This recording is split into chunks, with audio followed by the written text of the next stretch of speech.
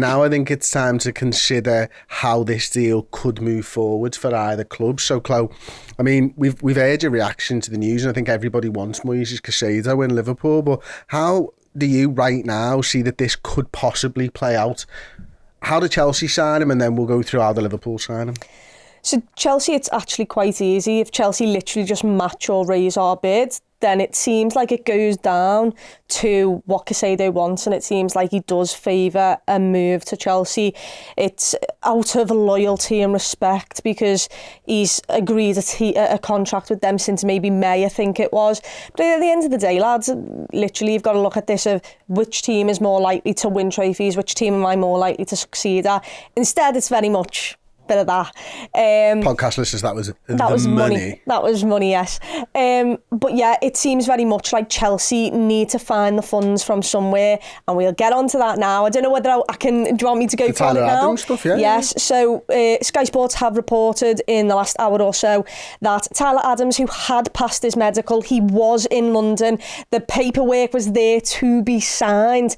After passing his medical, Chelsea have absolutely binned him off and sent him back to Leeds in the last hour. They are using that 20 mil that they triggered to get him to Chelsea. They're now putting that towards the Caicedo deal, and that is the problem for us, because we've seen, I think it was Miguel Delaney turn around and say Chelsea are trying to offer players here.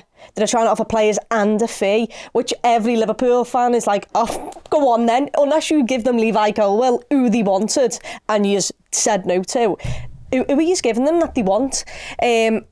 This 20 mil, if that makes them feel like they can complete it, that is where I'm a little bit nervous about. But it basically is, if Chelsea match our 111 mil that's on the line here, reported by Melissa Reddy, then it looks like they can have negotiations. However, Brighton might have a say in this and say, nah, we want 120, lads, for you messing us about, and the fact that you've missed this deadline.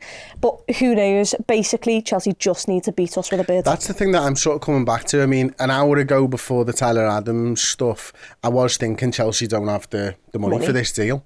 And obviously there's FFP implications and all that type of stuff that Chelsea are going to have to navigate, and that's where the Tyler Adams stuff comes in. But they're also looking for a striker. They're also looking for an attacking midfielder, even because of the Nkunku injury and all that type of stuff. So it looks to me like they've still got business to be done post Moises Caicedo if they are able to get that one done. It's a protracted saga in that it's happened today, and it's probably the biggest thing that I can remember in terms of transfers between two English clubs for years and years. Never seen anything like this. And yet it's not really protracted, it's literally been a day. It's been less than 24 hours right now. But Liverpool, it doesn't look like Liverpool are going to pull out of this deal, does it? And I think that's where, like, you've just, I think, spoke really well about how Chelsea are going to get this deal done. But if Liverpool are going to get this deal done, and right now it doesn't look likely. If I had to sort of pin it down to percentages, I'm thinking 60-40 Chelsea-Liverpool at the moment, maybe 70-30 Chelsea-Liverpool. But if Chelsea can't match Liverpool's deal, and it doesn't look like, I think Chelsea need Liverpool to pull out of this deal, or they certainly did before the Tyler Adams stuff, that might still be the case. They might not still be able to offer £111 million. But if Liverpool don't pull out and Brighton refuse to engage in talks with Chelsea, then Liverpool are in pole position and Liverpool can get the deal done. And we might find out over the next few hours whether Liverpool are going to pull out or whether Chelsea submit a bid. But as the Brighton manager was talking about, is we've accepted a bid, and Liverpool aren't looking likely to pull out. They want to try and get the medical sorted. So it's difficult right now, but it could go in either direction still. And I've just got this sneaking suspicion, Chloe, that there's another twist in the tail when it comes to this. And I just wonder whether Brighton, as you sort of alluded to there, might be the key factor in all of this, where it's like, we've been dealing with you now since January. Yeah. That's 6 or 7 months of back and forth. There's a point where I think when you're negotiating with someone for so long, you just think, you're an knobhead, I'm not interested. And also they didn't give them Levi Colwill. Levi Colwill is now a massive part of Chelsea's future, but the reason that Levi Colwill was on the radar of many teams, including Liverpool, was because Brighton gave them the opportunity, and Brighton presented them with the chance to play in the Premier League. It seems a bit mad. On the Liverpool front, is what I will say is, we're the one who's actually had the bid accepted here. In time with the deadline. Yes, but isn't it mad how, I feel like it's a 70-30 to Chelsea here, and I feel like we're on the back foot, and we're the ones with a bid accepted. The other thing is that you mentioned Chelsea there and how they want another striker. Well, they clearly wanted Tyler Adams and another midfielder, because why else would they be going for Caicedo? They weren't getting rid of Tyler Adams until an hour ago when they realised, Jesus Christ, Liverpool aren't pulling out, we don't have the funds. So they wanted Caicedo and Tyler Adams, and they want a striker. You know, there's a lot of business there that they're trying to do, and they'll move bodies on probably to get it. But it's a case of it's going to be crucial, you know, the next couple of hours. And to be honest, I reckon it could go on for days. I genuinely do. I think Brighton won't want it to do that, and maybe that helps us, because the fact that De Zerbi sat there in a presser talking about how I've already forgotten about him, he's gone. Well, he's sat in London whilst Liverpool are over here. He missed training on Monday, didn't he? Yeah. And he was the one, Caicedo, who skipped training to try and force a deal through. So I can totally understand De Zerbi. He's like, well, if you missed training, you are dead to me. Like, there's no coming back from this. And there's no way that Brighton, I don't think, will... The one chance is that Brighton go, the only bid that we're accepting is Liverpool's. We've already done it. Yeah. And we've already done it. So you've got a decision to make. You can either come back and play for Brighton, which I think you've already made abundantly clear that you don't want to do. Yeah. Because you've skipped and you'll training. just do it again next January. And but they'll want to get rid of him this summer now for 111 million minimum. And that probably puts Liverpool in a strong position, doesn't it? The other thing, let's circle back to the Miguel Delaney stuff, because... You know, the Miguel Delaney stuff, I think, came out at about the same time that the Tyler Adams deal kind of broke down. And what's interesting there is that Chelsea is thinking about offering players like Conor Gallagher and all that type of stuff. And let's just say the Tyler Adams deal didn't push it to one side, didn't break down, blah, blah, blah. Chelsea offering players like Conor Gallagher to Brighton. Do you think that's something that, like, a well-run club like Brighton would engage in? It really depends, because there was a couple of teams, and I can't think of who it was, but someone put in like a 40 mil to 50 mil bid in for Conor Gallagher, and it got rejected, and I absolutely howled at the fact that he was worth that much in a Premier League team's eyes. I don't know. I think Brighton are a team that you don't mess about with. They've shown that they'll hold firm and strong. You know, it took us quite a while to get the McAllister deal done, and he had a release clause.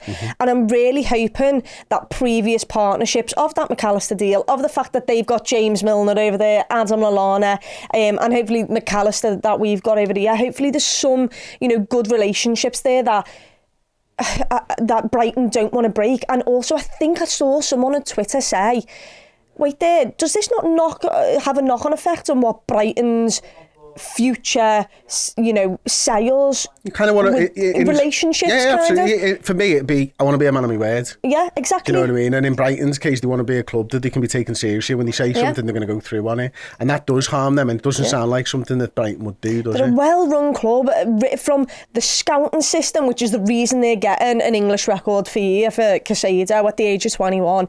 From the scouting all the way to the top, De Zerbi, I couldn't praise him anymore. The people who they've got at the top of the club, it just seems like a perfectly well-run club.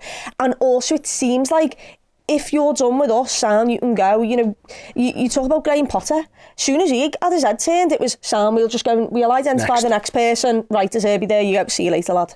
There was no, oh my God, please stay, we need you. There was no begging players. It was, once you're done with us, sound. And I think De Zerbi really, you know, summed it up. He said, you can take our best players, but you can't take our spirit.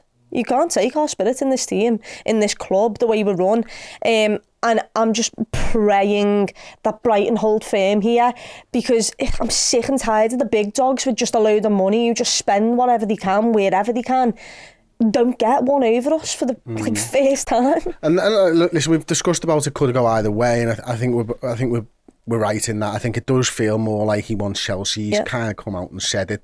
There's a lot to do with this agent, and there's rumours of all kinds of shit with how much money he might make from the deal if it goes to Chelsea. And it's all, you know, it's all rumour and conjecture at the moment.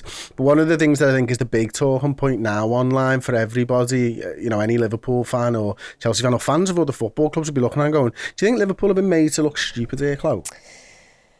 See, here's the thing. Liverpool, if anything, and FSG people are going to hate me, but I think the fact that Liverpool have been willing to put 100 11 million on the table shows that when we identify the right player, Liverpool will come for them. If they've got the funds, look, it's clear, Klopp said before Henderson and Fabinho left, which we did not expect to leave, we wouldn't have gone for Caicedo. But things changed, our strategy changed, we went for him. It looks good in terms of how much we've been willing to spend. It shows that we're willing to do it. However, I don't think there's another player in the world right now who Liverpool will identify, who will be at that price range, who will be worth it. You know, we talk about Tchouaméni and all that, but I don't think he's 110 mil. I don't think it's a player we've identified enough. We identified him once and he shunned us.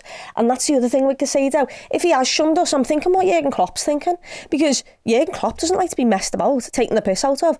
And he can sort of see where people think he's being taken on a ride here with Caicedo, because everything seemed like it was done at 1:30 in the morning, medical booked, and all of a sudden, actually no lads, I want to use Chelsea because they've just said they might put a bid in for me.